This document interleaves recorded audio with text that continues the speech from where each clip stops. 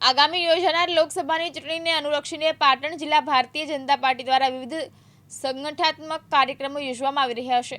ત્યારે આ કાર્યક્રમ અંતર્ગત ગુજરાત પ્રદેશ ભારતીય જનતા પાર્ટી યુવા મોરચાના યશસ્વી અધ્યક્ષ ડોક્ટર પ્રશાંતભાઈ કોરાટની વિશેષ ઉપસ્થિતિમાં પાટણ લોકસભા યુવા મોરચાની બેઠકનું આયોજન કરવામાં આવ્યું હતું। જ્યારે આ પ્રસંગે ગુજરાત પ્રદેશ ભારતીય જનતા પાર્ટીના યુવા મોરચાના યશસ્વી અધ્યક્ષ ડોક્ટર પ્રશાંત કોરાટની વિશેષ ઉપસ્થિતિમાં પાટણ જિલ્લા સહિત વિવિધ જિલ્લા તાલુકાના યુવા મોરચાના હોદ્દેદારો કાર્યકર્તાઓ આગેવાનો મોટી સંખ્યામાં ઉપસ્થિત રહ્યા હતા। જ્યારે આગામી સમયમાં યોજાનારી લોકસભાની ચૂંટણી સંદર્ભે યુવા મોરચાના હોદ્દેદારોએ પોતાના જિલ્લા તાલુકાના બૂથ લેવલ પર તટસ્થ રીતે મન લગાડીને કામગીરી કરી જે તે બૂથ પર લાભાર્થીઓને રૂબરૂ સંપર્ક કરીને તેમની સમસ્યાઓ હલ કરવામાં આવશે તો લોકસભા ચૂંટણીમાં 5 લાખથી વધુ મતોથી જીતી શકાશે। ત્યારે આ તમામ જિલ્લા તાલુકાના યુવા મોરચાના જિલ્લા તેમજ તાલુકા કક્ષાના હોદ્દેદારો કાર્યકર્તાઓ આગેવાનોને પાટણ જિલ્લા ભાજપ પ્રમુખ દશરથજી ઠાકોરે ભારતીય જનતા પાર્ટીના યુવા મોરચાના સંગઠનોને આહવાન કર્યું હતું।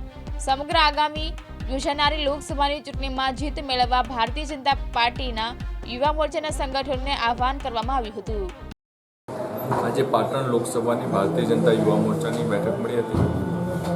આ બેઠકની અંદર પ્રદેશ ભારતીય જનતા પાર્ટીના ઉપાધ્યક્ષ અને લોકસભાના સંયોજક ભાઈ શ્રી નંદાજી, જિલ્લાના અધ્યક્ષ દશરથજી અને લોકસભાના સહસંયોજક સ્નેહલભાઈ અને યુવા મોરચાના અધ્યક્ષ ભાઈ શ્રી વિવેકભાઈ અને યુવા મોરચાના દરેક શક્તિ કેન્દ્ર સુધીના કાર્યકર્તા બેઠકની અંદર ઉપસ્થિત હતા।